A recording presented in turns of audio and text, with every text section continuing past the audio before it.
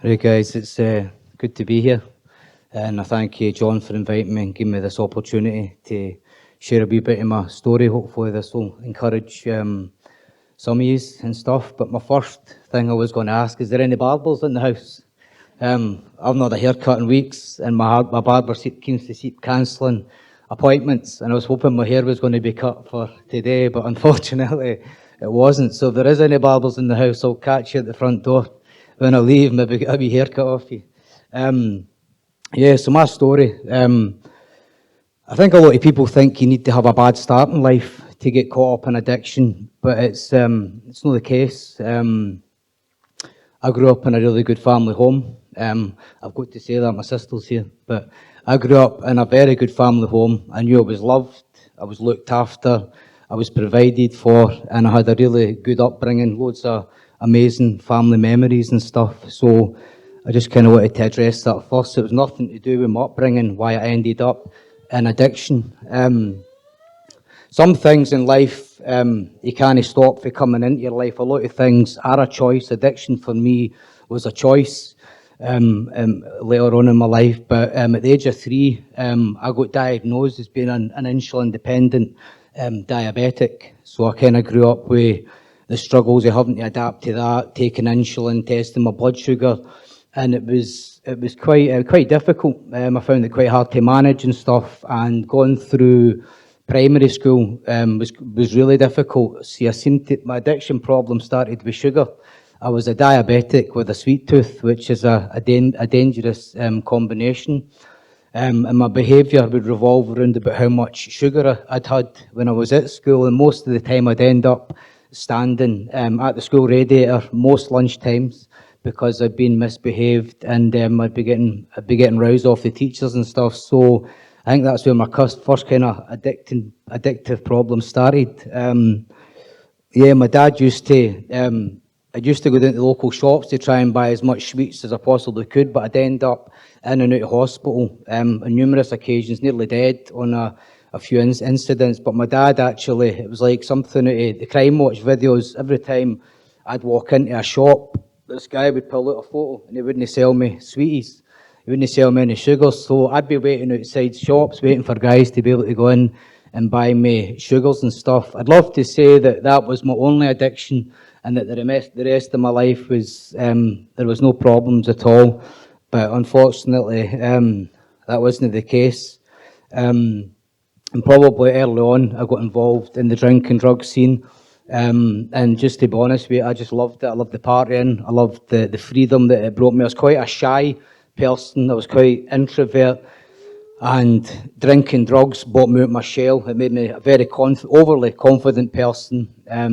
And stuff, so that's kind of why I got into it, and I kind of loved it. But the problem was for me was that the rest of my mates managed to kind of move on, settle down, have partners, have kids, have normal lives and stuff. But I was kind of caught up in this cycle of just like living for the weekends, loved the partying, loved the party drugs. But the more I got involved, the more my mental health became affected, and my life was like a complete mess. So yeah, at the age of 19, I thought I'd landed on my feet and I thought I'd made it. I got my own 1-bedroom flat in my hometown of Dunblane, and I thought this is it, my life is going to be brilliant. But all that happened was I carried all my problems into that flat with me, and my lifestyle just became kind of more chaotic and more crazy, so to speak. So my life was, through the choices I was making, was a complete mess, and it brought me to a place at the age of 33, just knowing that I had to try something different. I'd tried all my ways to fix myself, to get better, been to doctors, psychiatrists, all the rest of it. But I came to a place at the age of 33 that knowing if I didn't try something different, I was going to die. So that something different for me was walking through the doors of a church. I was broken, desperate, and I knew I had to try something different. I remember asking my mum, my dad, my brothers and sisters who are not Christians yet would just come to church with me. And I think they just thought I was on some new drug or something. I think they actually thought I'd lost the plot. They didn't understand why I was wanting to go to church and stuff. But I eventually did build up the courage to walk through the doors of a church, and the only way I can explain it, looking back now, is God started loving me back to life through the people in the church.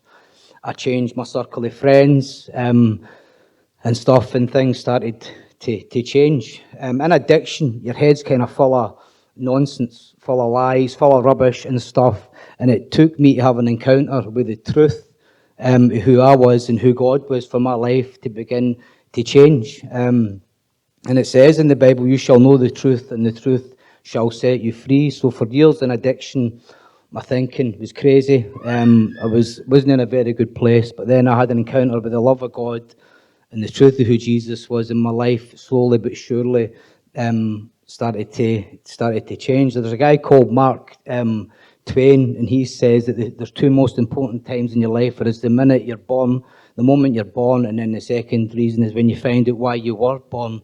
I was looking for all the reasons in drugs and other things. I believe there's a void inside of me that I tried filling with all the wrong things for years, and my life just became completely chaotic. But until I started filling that void within me with the right things, going to church, surrounding myself with the right people, hearing the truth in church, getting preached most every week I was there, that's when things really began to take a change. I'd love to say that my life completely just came together then, but it didn't.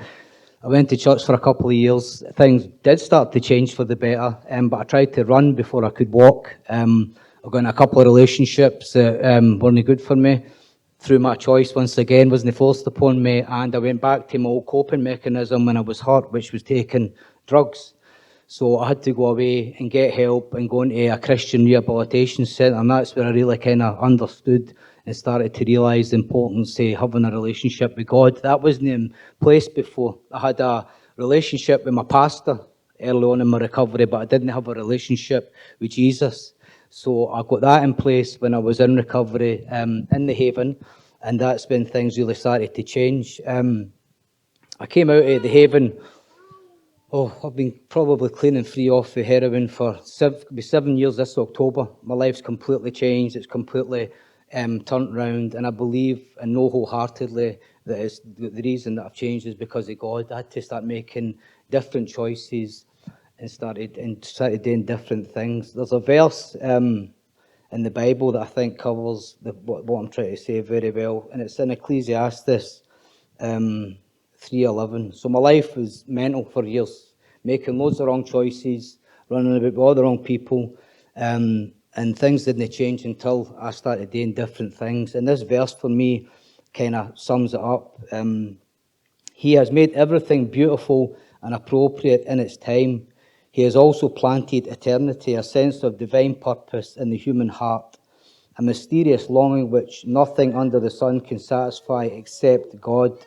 Yet man cannot fathom or comprehend or grasp what God has done from the beginning to the end. So as I said at the start of my testimony, there was a void within me. We were created to be in relationship with God, and I had to find that out for myself. Adam and Eve are an example of a couple who were living in relationship with God, and I believe that's where God's brought me. I'm now filling that void with God. I understand and I realise that I need God in my life. I never needed God because I was a drug addict. I needed God in my life because I was a sinner. The Bible's very clear on that. That's why I needed God in my life. And when that truth was opened up to me, it was like a light bulb moment. I realised that the way I'd been living my life, I needed God in my life, and only He could forgive me. Only He could help me to move forward in my recovery. So for me, I give God all the glory. He's completely changed my life. He's completely gave me new direction. I'm not claiming I've got it all together, and I'm not claiming that I'm perfect. But I know as long as I'm walking in relationship with God, that I'm in a better place to make better decisions, better choices. And if I do make mistakes and I do things, I get challenged and convicted for what I've done wrong, in a sense. So that wasn't there before. I didn't realise that addiction and all the choices I was making before was wrong. In and out of relationships, but after inviting Jesus into my heart and into my life, things started to change. dramatically, and my life has completely changed because of him. So I thank you for listening to my testimony today, and hopefully it will encourage some of you. But God took me from a place of being completely broken, no direction, suicidal, wanting to kill myself, to a place of experiencing life with him, and that's when things began to change. And so thanks for listening to my story, and praise God, thank you.